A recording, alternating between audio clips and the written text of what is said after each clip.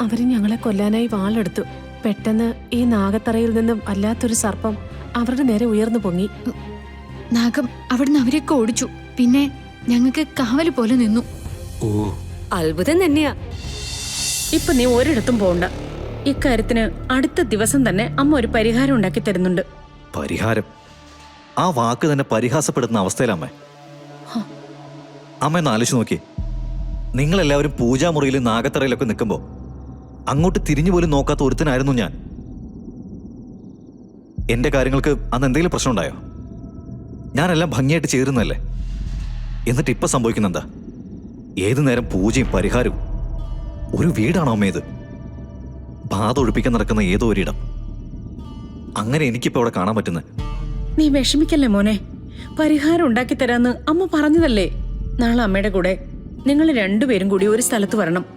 ഏതെങ്കിലും ക്ഷേത്രത്തിലേക്കായിരിക്കും അല്ലേ? മതിയായില്ല അമ്മയ്ക്ക് ഇതുവരെ. ദൈവങ്ങൾക്ക് പരിഹരിക്കാൻ പറ്റുന്നത് അവരെ കൊണ്ടേ പറ്റൂ. ഒരു തവണ വിളിച്ചിട്ട് കേട്ടില്ലെങ്കിൽ വിളിച്ചുകൊണ്ടേയിരിക്കണം. ഒടുവിൽ അവര് പ്രസാദിക്കും. നിങ്ങളെ ഞാൻ കൊണ്ടുപോകുന്നത് അമ്പലത്തിലേക്ക് തന്നെയാ. അവിടെ ചില വഴിപാടുകളൊക്കെ നടത്താനുണ്ട്. ആ നടയിലും മനസ്സറിഞ്ഞ് പ്രാർത്ഥിച്ച ഇതൊക്കെ ഒഴിഞ്ഞു പൊയ്ക്കോളും മോനെ. ഓരോ തവണ ഇതൊക്കെ ചെയ്യുമ്പോഴും മനസ്സിന് വല്ലാത്ത പ്രതീക്ഷയാണമ്മേ. ജീവിക്കണമെന്നൊരു തോന്നല്. പക്ഷേ എല്ലാം തകർന്നു കഴിയുമ്പോഴേക്കും എവിടേക്കെങ്കിലും ഓടിപ്പോകാൻ തോന്നും. ജീവിതം തന്നെ അവസാനിപ്പിച്ച് കളയാൻ തോന്നും. എന്തൊക്കെയാ കുട്ടി നീ പറയുന്നേ? നാഗദോഷം നമ്മുടെ കുടുംബത്തിനെ ബാധിക്കുന്ന കാര്യം മാത്രമാണ്. പെരുമാറ്റത്തിൽ എന്ത് വ്യത്യാസം വന്നാലും അത് നാഗദോഷത്തിന്റെ പേരിലാണെങ്കിൽ ഗാഥമോളെ കുറ്റം പറയാൻ നമുക്ക് അവകാശമില്ല. ഒരാൾ കരുതിക്കൂട്ടി ഇങ്ങനെയൊന്നും ചെയ്യില്ലല്ലോ. അങ്ങനെയാണെങ്കിൽ നിന്നെ സ്നേഹിക്കുന്ന, ഈ കുടുംബത്തെ സ്നേഹിക്കുന്ന, ആചാരങ്ങളെ സ്നേഹിക്കുന്ന ആ ഗാഥ ആരാ? ഒരേ ആളിൽ രണ്ടു തര സ്വഭാവം. അത് കാണുന്ന നമ്മളിൽ ഇത്രയും ബുദ്ധിമുട്ടുണ്ടാവുകയാണെങ്കിൽ അനുഭവിക്കുന്ന ആ കുട്ടി എത്ര ബുദ്ധിമുട്ടുന്നുണ്ടാവും? അമ്മ പറയുന്നത് ശരിയാ. ഞാൻ എന്റെ സങ്കടം വേറെ ആരോട് പറയാനാ? നിന്റെ സങ്കടം കേൾക്കാൻ അമ്മയുണ്ട്. അതിന് പരിഹാരം ചെയ്യാന്ന് തന്നെയല്ലേ അമ്മ പറയുന്നേ?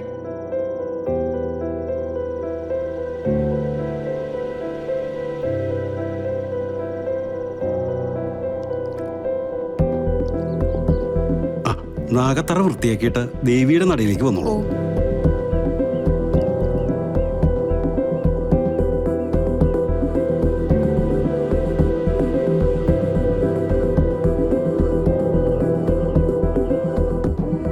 തിരുമേനി, ഇങ്ങോട്ട് വന്നേ. ദേ, എന്താ? ദാ അങ്ങോട്ട് നോക്കി. വന്നേ.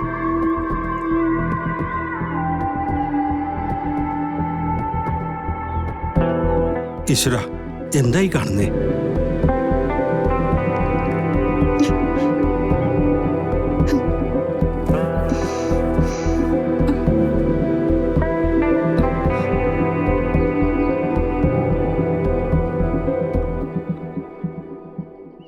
ആരാ നിങ്ങള്?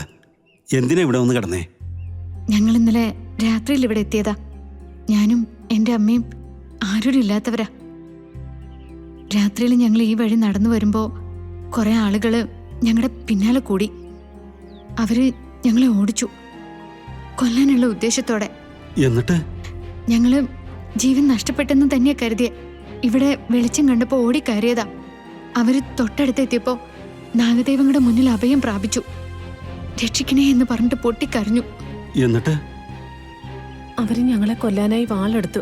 പെട്ടെന്ന് ഈ നാഗത്തറയിൽ നിന്നും അല്ലാത്തൊരു സർപ്പം അവരുടെ നേരെ ഉയർന്നു പൊങ്ങി. നാഗം അവിടുന്ന് അവരെയൊക്കെ ഓടിച്ചു. പിന്നെ ഞങ്ങൾക്ക് കാവല് പോലെ നിന്നു. ഓ, അത്ഭുതം തന്നെയാ. ഈ നാഗത്തറയിൽ വന്ന് പ്രാർത്ഥിക്കുന്ന ആരെയും നാഗദൈവങ്ങൾ കൈവിടാറില്ല. ഇതുപോലുള്ള അനുഭവങ്ങൾ ഇതിനു മുമ്പും പലർക്കും ഉണ്ടായിട്ടുണ്ട്. നാഗത്തിനെ നേരിൽ ദർശിച്ചു കഴിഞ്ഞിട്ട് പിന്നെ ഞങ്ങൾക്കൊന്നും ഓർമ്മയില്ല. നാഗദർശനം നേരിട്ട് കിട്ടിയ നിങ്ങള് ഭാഗ്യവതികളാ. അതിന്റെ അർത്ഥം തന്നെ നിങ്ങൾ ഇനി ഒറ്റപ്പെട്ടു പോവില്ല എന്നുള്ളതാ. നിങ്ങളെ രണ്ടുപേരെയും നാഗങ്ങളെ രക്ഷിച്ചോളൂ. മീനാക്ഷി, ഇവർക്ക് കുളിക്കട ഒന്ന് കാണിച്ചു കൊടുക്കൂ. കുളി കഴിഞ്ഞ് പ്രാർത്ഥനയും കഴിഞ്ഞ് എവിടേക്കാന്ന് വെച്ചാ പോവാം. എവിടെ പോവാനാ? ഞങ്ങൾക്ക് ഒരു സ്ഥലവും ഇല്ല. ആദ്യം പോയി കുളിച്ചു വരൂ, ബാക്കി എല്ലാത്തിനും ഒരു തീരുമാനം ഉണ്ടാവും. വരൂ. ചെല്ല്. വാ അമ്മേ.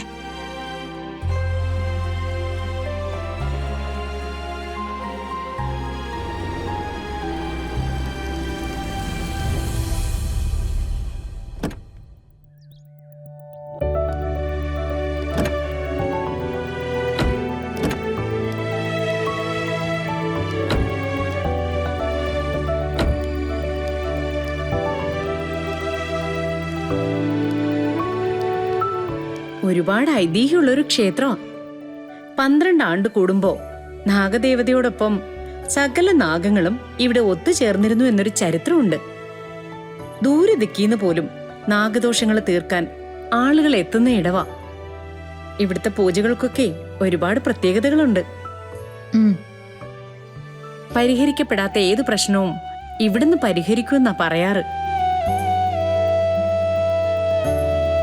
അമ്മ ഇതെങ്ങനെ കണ്ടുപിടിച്ചു? അല്ലെങ്കിൽ മുത്തശ്ശി പറയണ്ടാണല്ലോ.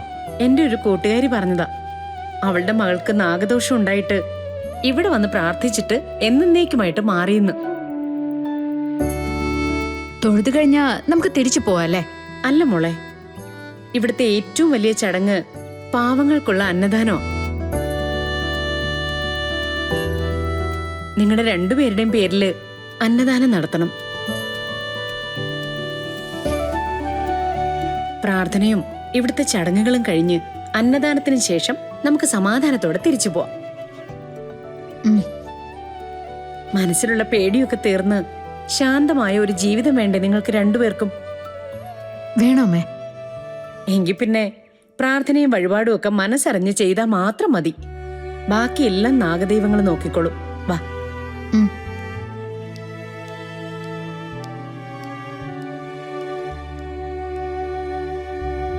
ഗദ, എന്തെന്നറിയില്ല നവീൻ. ഇവിടെ വന്നിറങ്ങിയപ്പോ മുതല് മനസ്സിനൊരു വല്ലാത്ത ആശ്വാസം തോന്നുന്നു. മറ്റു പല ക്ഷേത്രങ്ങളിലും അമ്മയോടും മുത്തശ്ശിയോടൊപ്പം പോയിട്ടുണ്ടെങ്കിലും എനിക്കിത് കിട്ടിയിട്ടില്ല. നന്നായി. ആദ്യം മനസ്സിലേക്ക് ഒരു പോസിറ്റിവിറ്റി വന്നെങ്കിലേ നമ്മൾ ചെയ്യുന്നതിനൊക്കെ ഒരു ഫലം ഉണ്ടാവും. ഹും. എന്ത് പരിഹാര പൂജ ചെയ്തിട്ടായാലും ശരി, എനിക്ക് പരിപൂർണമായും നവീന്റെ ഭാര്യ ആയേ പറ്റൂ. നിങ്ങൾ വരുന്നില്ലേ? ഇതാ വരുന്നമ്മേ. ഗദ, വാ.